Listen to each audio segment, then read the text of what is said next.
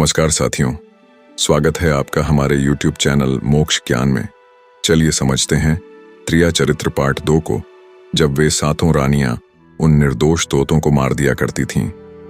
ऐसे ही धीरे धीरे समय निकलता रहा। इधर वह तोता बना। राजा सुरेंद्र जहां गया था वहां सारे तोतों से बहुत अच्छी अच्छी बातें करता था, उन्हें बहुत ज्ञान की बातें सुनाया करता था। उस तोते की बातें सुनकर उन सभी तोतों को लगा कि यह तो बहुत ज्ञानी और समझदार है, इसे हम अपना राजा बना लेते हैं। सभी तोते मिलकर उसे अपना राजा बना देते हैं। अब राजा सुरेंद्र सभी तोतों का राजा बन चुका था। उधर अवंतीपुर में बहेलिया ने राज्य के सारे तोतों को पकड़कर राजमहल में रानियों को दे दिया और रानियों ने उन मासूम से तोतों की बड़े ही निर्मम तरीके से हत्या कर दी। अब तो उस राज्य के सभी बहेलियां तोता पकड़ने के लिए अन्य राज्यों में जाने लगे और अन्य राज्यों से तोता ढूंढकर रानियों को देने लगे। मित्रों, एक दिन अवंतीपुर राज्य का एक बहेलिया तोता पकड़ने राजा देवराय के राज्य में पहुंच जाता है और वह उसी बरगद के वृक्ष के पास पहुंच जाता है जहां पर राजा सुरेंद्र तोता बनकर अपना जीवन व्यतीत कर रहा था। जब उस बहेलिया ने खूब सारे तोते एक साथ में देखा तो बहेलिया के मन में लालच ने जन्म ले लिया। वह सोचने लगा कि अगर यह सभी तोते उसे मिल जाएंगे तो वह इन तोतों को पकड़कर रानियों को दे देगा और बदले में उसे बहुत सी सोने की मुद्राएं मिल जाएंगी। फिर वह बहेलिया सोचने लगा कि हम इतने सारे तोतों को पकड़ेंगे कैसे। जिस पेड़ पर तोते रहते थे वह पेड़ बहुत ही विशालकाय था। फिर उसके मस्तिष्क में एक विचार आया। अगले दिन जैसे ही सुबह हुई, उस पेड़ से सभी तोते भोजन की तलाश में बाहर चले जाते हैं। इधर बहेलिया क्या करता है कि एक बड़ा सा जाल लाकर पूरे वट वृक्ष के पेड़ पर फैला देता है और वापस अपने राज्य को आ जाता है। रास्ते में सोचते हुए जा रहा था कि जब सारे तोते आएंगे और उस पेड़ पर बैठेंगे तो वे सभी मेरे बिछाए हुए जाल में फंस जाएंगे। मैं आसानी से उन्हें पकड़कर अपने राज्य अवंतीपुर लेकर चला आऊंगा और सभी तोतों को रानी को सौंप दूंगा। इसके बदले रानियां मुझे बहुत सारा धन देंगी। धन मिलते ही मेरी गरीबी दूर हो जाएगी और मैं धनवान व्यक्ति बन जाऊंगा। इधर जब शाम हुई तो सारे तोते वापस वृक्ष पर आ गए। फिर जैसे ही वे तोते पेड़ पर बैठे, सभी एक साथ बहेलिया के बिछाए जाल में फंस गए। सभी तोते परेशान हो गए। उसमें राजा सुरेंद्र भी था, जो तोता बना हुआ था। वह भी फंस गया। सारे तोतों ने अपने राजा तोता से मदद के लिए कहा। क्योंकि सारे तोतों ने राजा सुरेंद्र को अपना राजा नियुक्त किया था, इसलिए सभी तोते एक साथ अपने राजा से कहते हैं, हे राजन, आप इस मुसीबत से हम सबको बाहर निकालिए, अन्यथा सुबह होते ही वह बहेलिया आएगा और हमें पकड़कर लेकर चला जाएगा और ले जाकर हम सबको बारी बारी से मार देगा। मित्रों, अपने साथी तोतों की बात सुनने के बाद राजा तोता कहता है, साथियों, तुम बिल्कुल चिंता मत करो। जब सुबह बहेलियां आए तो तुम सभी ऐसा करना कि उस बहेलिया को लगे कि सारे तोते मर चुके हैं, और जब वह बहेलिया जाल से निकालकर सभी को बाहर कर दे तो सभी एक साथ उड़कर भाग जाएंगे। अपने राजा तोता की यह बात सभी को अच्छे से समझ में आ गई थी। इधर सुबह हुई। जैसे ही बहेलिया पेड़ के पास पहुंचा तो देखा सभी तोते ऐसे लटके हुए थे जैसे कि वे सभी मर चुके हों। जब बहेलिया ने तोतों को देखा तो सोचा, अरे यह क्या हो गया, ये तो सभी मर गए। बहेलिया पेड़ पर चढ़ा और उनको जाल से छुड़ाकर एक एक करके नीचे फेंकने लगा। बहेलिया ने सभी तोतों को जाल से छुड़ाकर पेड़ से नीचे फेंक दिया। लेकिन जो राजा था, जो उस पाखंडी बाबा के काले जादू के कारण तोता बन गया था, वह अभी भी पेड़ पर जाल में ही फंसा था। फिर बहेलिया ने एक एक करके सभी तोतों को जाल से निकालकर पेड़ के नीचे फेंक दिया। जब अंत में एक तोता बचा तो उसने पेड़ के नीचे देखा तो वह चौंक गया और बोला, यह क्या हुआ? मैंने नीचे जितने भी तोते फेंके थे वह सभी उड़कर भाग गए। बहेलिया सोच में पड़ गया। फिर उसने देखा कि अब तो जाल में एक ही तोता बचा है जो कि मरा हुआ लटका है, और जितने तोतों को मैंने जाल से छुड़ाकर नीचे फेंका था वे सभी उड़कर भाग गए। बहेलिया को समझते देर ना लगी। उसने कहा, इसका मतलब सारे तोतों ने मिलकर मेरे साथ धोखा किया है। अब वह राजा सुरेंद्र, जो कि तोता बना हुआ था, सिर्फ वही जाल में फंसा हुआ था। वह बहेलिया कहता है, यह सब तुम्हारी ही चाल है। चलो अब मैं तुम्हें लेकर जाऊंगा और रानी को सौंप दूंगा। इसके बदले वह मुझे 10 स्वर्ण मुद्राएं देंगी। फिर वह बहेलिया उस तोता को लेकर रानी के पास जाने लगता है। रास्ते में वह तोता उस बहेलिया से कहता है कि हे बहेलिए, तुम मुझे कहाँ ले जा रहे हो? तुम मेरे साथ क्या करने वाले हो? फिर वह बहेलिया कहता है, मैं तुम्हें अपने राज्य अवंतीपुर लेकर जा रहा हूं और तुम्हें रानी को सौंप दूंगा, जिसके बदले वह मुझे 10 स्वर्ण मुद्राएं देंगी। फिर वह तोता बना राजा बहेलिया से कहता है, हे बहेलिए, मैं तुम्हें 2000 स्वर्ण मुद्राएं दिलाऊंगा। तोते की बात सुनकर बहेलिया ने कहा, तुम मुझे 2000 स्वर्ण मुद्राएं कैसे दिलाओगे? फिर वह तोता बना हुआ राजा बहेलिया से कहता है, हे बहेलिए, राजा देवराय के राज्य में प्रतिवर्ष एक बहुत बड़ा मेला लगता है। तुम मुझे उस मेले में बेच देना, इसके बदले तुम्हें अच्छी कीमत मिलेगी। अब बहेलिया उस तोता की बात मान लेता है और रानी को तोता बेचने की जगह वह राजा देवराय के राज्य में लगे मेले में तोता बेचने के लिए पहुंच जाता है। मित्रों, राजा देवराय बहुत ही दयावान व्यक्ति थे।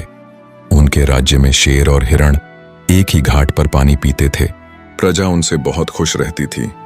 फिर जब शाम हुई तो राजा देवराय मेले का जायजा लेने के लिए अपने कुछ सैनिकों के साथ मेले में जाते हैं और जिस व्यक्ति का सामान मेले में नहीं बिकता था, शाम को राजा उसे स्वयं खरीद लेते थे। वह बहेलिया भी उस तोते को लेकर मेले में पहुंच गया। जब भी कोई व्यक्ति उस तोते को खरीदने उसके पास आता और वह व्यक्ति बहेलिया से पूछता कि यह तोता कितने का है, तो बहेलिया कहता, इसकी कीमत 2000 स्वर्ण मुद्रा है। इतना दाम बता देने से कोई भी व्यक्ति उसे खरीद नहीं पाता। ऐसे ही करते करते शाम हो गई और अन्य सभी दुकानें मेले से जाने लगीं। अंत में राजा ने अपने सैनिकों को आदेश दिया कि जाओ, देख कर आओ कि मेले में किसी का सामान बिकने के लिए तो नहीं रह गया। जब राजा के सैनिक मेले में दुकानों को देखने के लिए आए तो उन्होंने देखा कि एक बहेलिया तोता लेकर बैठा हुआ है। सैनिक बहेलिया से कहते हैं, ए बहेलिए, तुम्हारा यह तोता क्यों नहीं बिका? तुम इसे कितने में बेच रहे हो? तो वह बहेलिया सैनिक के प्रश्न का उत्तर देते हुए कहता है, हे सैनिक, इस तोते की कीमत 2000 स्वर्ण मुद्रा है। जो भी व्यक्ति मुझे 2000 स्वर्ण मुद्राएं देगा वही इस तोते को खरीद पाएगा। बहेलिया की बात सुनकर सैनिक सोच में पड़ जाते हैं कि एक साधारण से तोते की कीमत 2000 स्वर्ण मुद्राएं। सिपाही तुरंत आकर राजा को सारी बात बताते हैं और कहते हैं, महाराज, एक बहेलिया मेले में एक तोता लेकर बैठा हुआ है, परंतु महाराज, वह बहेलिया तोते की कीमत बहुत ज्यादा बता रहा है। राजा देवराय ने सैनिक से पूछा, वह बहेलिया तोते की क्या कीमत बता रहा है? फिर सैनिकों ने कहा, महाराज, बहेलिया उसकी कीमत 2000 स्वर्ण मुद्रा बता रहा है। राजा देवराय मन ही मन सोचने लगते हैं कि ऐसी क्या बात है उस तोते में। राजा ने सैनिकों से कहा, चलिए, हम स्वयं चलकर वह तोता खरीदेंगे। अगर हम उस बहेलिये का तोता नहीं खरीदेंगे तो हमारी सारे राज्य में बदनामी होगी कि राजा के मेले में एक तोता नहीं बिका। राजा अपने रथ पर सवार होकर मेले में पहुंचता है और उस बहेलिया से कहता है, हे बहेलिया, इस तोते का क्या मूल्य है? बहेलिया हाथ जोड़कर कहता है, महाराज, इस तोते का मूल्य 2000 स्वर्ण मुद्रा है।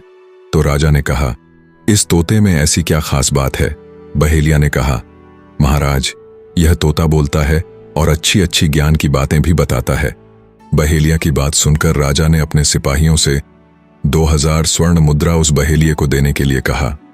फिर राजा देवराय उस तोते को लेकर अपने महल चला जाता है। इस प्रकार वह तोता अब उस राजा के पास रहने लगा। वह तोता प्रतिदिन राजा को बहुत अच्छी अच्छी बातें बताने लगा। जब राजा पर कोई खतरा आने वाला होता तो वह तोता राजा देवराय को पहले ही उस खतरे से अवगत करा देता था। मित्रों, धीरे धीरे राजा देवराय का प्रेम उस तोते के प्रति बढ़ने लगा। जब यह बात रानी को पता चली कि राजा साहब एक ऐसा तोता लेकर आए हैं जो कि बोलता है और बहुत अच्छी अच्छी बातें बताता है, तो रानी राजा देवराय से कहती है, महाराज, आप उस तोते को मेरे पास भिजवा दीजिए, हम भी उस तोते को देखना चाहते हैं। राजा अपने सिपाही से कहकर वह तोता रानी के कक्ष में भिजवा देता है। रानी उस तोते से बातें करके बहुत खुश हो जाती। अब रानी को भी उस तोते से बहुत प्रेम हो गया।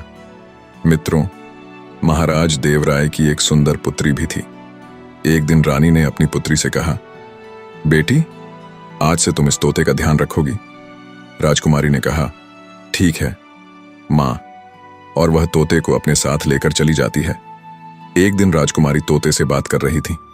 तभी राजकुमारी ने पूछा, तुम इतना अच्छा कैसे बोलते हो? फिर तोते ने अपना सारा किस्सा राजकुमारी को सुनाया कि वह राजा सुरेंद्र से कैसे तोता बना। राजकुमारी को तोते की सच्चाई जानकर उसकी आंखों से आंसू निकलने लगे। वह बहुत दुखी हुई। फिर वह राजकुमारी तोते से पूछती है, हे तोता, तुम्हें फिर से मनुष्य के रूप में लाने के लिए क्या करना होगा? फिर वह तोता कहता है, हे राजकुमारी, इसके लिए तुम्हें राज्य के बाहर एक विशालकाय पर्वत पर जाना होगा। वहां पर एक विशल्यकरणी नाम की जड़ी बूटी है। यदि मैं उसका रस पान करूंगा तो मैं फिर से मनुष्य रूप में आ जाऊंगा। राजकुमारी ने तोते की यह बात सुनने के बाद अपने साथ अपने 2 विश्वसनीय सैनिकों को लिया और उस पर्वत की ओर चल देती है। इधर अवंतीपुर में तोता बने राजा सुरेंद्र की 7 रानियां अब तक बहुत सारे तोतों को पकड़वा कर मार चुकी थीं, लेकिन जो राजा तोता बना हुआ था वह उन्हें नहीं मिला। फिर एक दिन 7 रानियां उस पाखंडी बाबा के पास जाती हैं और कहती हैं, बाबा जी, हमारे पति तो अभी तक हमें नहीं मिले, हम अब क्या करें, उन्हें कैसे मारें? तब वह पाखंडी बाबा अपनी पोटली से वह यंत्र दोबारा निकालता है और देखता है कि राजा सुरेंद्र अभी तक तोता बनकर राजा देवराय के महल में रह रहा है, और वह राजकुमारी पर्वत से वह जड़ी बूटी लाकर उस तोते को पिला देती है, जिसके बाद वह राजकुमार बन जाता है और उसे राजकुमारी से शादी करके अपने राज्य वापस आता है। अपने राज्य को देखकर अवंतीपुर की प्रजा बहुत खुश होती है और अपने राजा को इतने दिनों बाद देखकर उनका फूल मालाओं से स्वागत करती है और अपनी 7 रानियां को मृत्युदंड की सजा सुना देता है और वह दोनों खुशी खुशी रहने लगते हैं। चलिए बढ़ते हैं अपनी दूसरी कहानी की ओर। एक बार की बात है, एक महात्मा 4 धामों की यात्रा के लिए जा रहे थे। महात्मा सारा दिन चलते चलते बहुत थक चुके थे और शाम भी होने लगी। महात्मा ने सोचा, शाम होने से पहले आसपास किसी आश्रम को खोज लेंगे और उसी में रुक जाएंगे। फिर महात्मा ने आश्रम खोजना शुरू कर दिया, किंतु महात्मा को आसपास कहीं आश्रम नहीं मिला। तभी महात्मा को रास्ते में एक पनिहारी मिला। वह अपनी पत्नी के साथ कहीं जा रहा था। महात्मा साधु ने उस पनिहार से कहा, बेटा, मैं एक महात्मा हूं और मैं तीर्थ यात्रा पर जा रहा हूं, किंतु रात्रि हो जाने के कारण मैं अब आगे नहीं जा सकता और मेरा स्वास्थ्य भी ठीक नहीं है। यदि आप मुझे अपने घर में 2-3 दिन के ठहरने के लिए स्थान दे देंगे तो आपकी अति कृपा होगी। साधु महात्मा के इस प्रकार निवेदन करने पर पनिहार ने सोचा, चलो कोई बात नहीं, शाम के समय आप मेरे द्वार पर आए हो, आप मेरे अतिथि हो और अतिथि देव के समान होता है। आपकी सेवा करना मेरे लिए सौभाग्य की बात होगी।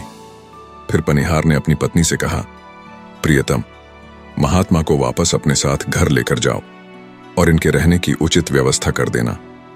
आज की रात यह सन्यासी हमारे अतिथि हैं, तब तक मैं शहर से जरूरी सामान लेकर वापस आता हूं। इतना कहने के बाद पनिहार शहर चला गया और इधर पनिहार की पत्नी साधु महात्मा को लेकर घर लौट आई। वह मन ही मन प्रसन्न हो रही थी। पनिहार ने सोचा, इस साधु को जल्दी से खाना बनाकर खिलाकर और इसके सोने की व्यवस्था करके अपने प्रेमी से मिलने चली जाऊंगी। किसी ने सच ही कहा है, जिस दिन आकाश में घने बादल छाए हों, काली रात हो और थोड़ी थोड़ी वर्षा हो रही हो, मार्ग में किसी भी प्राणी का आवागमन ना हो और पति पास में ना हो, तो उस दिन कुल्लटा स्त्रियों को अपने प्रेमी से मिलने के लिए बेचैनी सताने लगती है। मित्रों, जो औरत कुल्लटा होती है उसे अपने पति में अनुराग नहीं होता। इसके विपरीत वह पराये पुरुषों के प्रति आकर्षित होती है। कुल्लटा औरत पराये पुरुषों के लिए श्रृंगार करने में बहुत रुचि रखती है और अपने पति का प्रिय वचन भी उसे कड़वा लगता है। ऐसी स्त्रियां जिनका मन दूसरे पुरुषों में लगा रहता है, एक दिन वे अपने कुल के विनाश का कारण बनती हैं और ऐसी चरित्रहीन स्त्री लोक निंदा भी सह सकती है। ऐसी औरतों को अपने स्वार्थ से मतलब रहता है। मित्रों, वह पनिहारिन साधु महात्मा को घर लेकर आ जाती है। भोजन कराने के बाद वह साधु के लिए बिस्तर लगा देती है और फिर उस साधु महात्मा से कहती है, महात्मा जी, मैं थोड़ी देर के लिए अपनी बुआ के घर जा रही हूँ। बुआ से मिलकर मैं अभी आ रही हूँ। तब तक आप घर में आराम से विश्राम करें। इतना बोलकर वह श्रृंगार करने लगी और खूब सज संवर कर अपने प्रेमी से मिलने चल देती है। सुबह होने से पहले वह घर आ जाती थी। पनिहारिन के व्यवहार को देखकर सन्यासी महात्मा ने सोचा, दाल में जरूर कुछ काला है। अगले दिन जब पनिहारिन अपने प्रेमी से मिलने जाने लगी तो साधु महाराज उस पनिहारिन का क्रियाकलाप देखता रहा। जैसे ही पनिहारिन साधु महात्मा के पास आई, वह सन्यासी संपट साधकर चुपचाप लेटा रहा। साधु ने पनिहारिन को बन संवर कर जाते हुए देख लिया, मगर वह चुपचाप पड़ा रहा। उसने देखा कि उस दिन की भांति भोर होने से पहले ही पनिहारिन वापस आ गई थी। साधु महात्मा को अब सारा माजरा समझ में आ गया था। अगले दिन जब पनिहार शहर से वापस लौटकर आता है तो साधु ने पनिहार से कहा, बेटा तुम अपनी पत्नी से सावधान रहना। और यह भी कहा, उसकी पत्नी रात को सज संवर कर किसी पराये पुरुष से मिलने जाती है। इस पर पनिहार को अपनी पत्नी पर बहुत गुस्सा आया। उसने डंडे से अपनी पत्नी को मारा पीटा और उसके बाद एक खंभे से बांध दिया और चुपचाप जाकर लेट गया। मित्रों, पनिहार के घर के बगल में परमेश्वर नाम का नाई रहता था। उसकी पत्नी का नाम निर्मला था। पनिहारिन की तरह निर्मला भी एक चरित्रहीन स्त्री थी। उसका भी एक प्रेमी था। दोनों का चरित्र एक ही जैसा था और दोनों एक ही नाव पर सवार थीं। इसलिए दोनों घनिष्ठ सहेली बन गई थीं और दोनों स्त्रियां एक दूसरे के प्रेमियों से भली भांति परिचित थीं। राजा ने दोनों को दरबार में आमने सामने खड़ा किया और नाई से पूछा, तुमने अपनी पत्नी का कान क्यों काटा? डर के मारे नाई कुछ नहीं बोला। फिर निर्मला ने राजा के सामने स्वयं को सती सावित्री पतिव्रता बताते हुए अपने पति पर आरोप लगाया कि उसने उसे बदचलन और चरित्रहीन कहकर उसका कान काटा है। मित्रों, फिर राजा ने कहा, एक पत्नी अपने पति पर मिथ्या आरोप क्यों लगाएगी? जरूर इस औरत की बात में सच्चाई है। मित्रों, राजा ने दरबार में परमेश्वर नाई को दोषी मानते हुए उसे मृत्युदंड सुना दिया। इस मृत्युदंड की चर्चा पूरे राज्य में फैल गई। मित्रों, पनिहार के घर में ठहरे हुए साधु महात्मा ने भी जब परमेश्वर नाई को मृत्युदंड की बात सुनी तब वह विचलित हो गए। साधु महात्मा को उन दोनों स्त्रियों के षड्यंत्र का संपूर्ण ज्ञान था, जिसकी चपेट में एक निर्दोष व्यक्ति बेचारा नाई आ रहा था और उसे अपनी जान गंवानी पड़ रही थी। साधु महात्मा से रहा नहीं गया और वह राजा के पास गए। उन्होंने दोनों कुल्टा स्त्रियों के षड्यंत्र को राजा से बताया। उसके बाद राजा ने पनिहार को और परमेश्वर नाई की पत्नी निर्मला को दरबार में लाने का आदेश दिया। राजा क्रोधित होकर बोले, सच सच बताओ, अन्यथा तुम्हें मृत्युदंड दिया जाएगा। फिर दोनों डर के मारे पूरा घटनाक्रम राजा को बताती हैं। अब मामला पूरी तरह से साफ हो चुका था। दोनों कुलट्टा स्त्रियों का अपराध सामने आ गया था और परमेश्वर नाई निर्दोष सिद्ध हो गया था। इस षड्यंत्र के लिए दोनों कुलट्टा स्त्रियों को आजीवन कैद में डाल दिया गया और साधु महात्मा तीर्थ यात्रा के लिए चले जाते हैं। फिर भगवान भोलेनाथ कहते हैं, हे महर्षि, इस कहानी को सुनने के बाद आपको सभी प्रश्नों का उत्तर मिल गया होगा।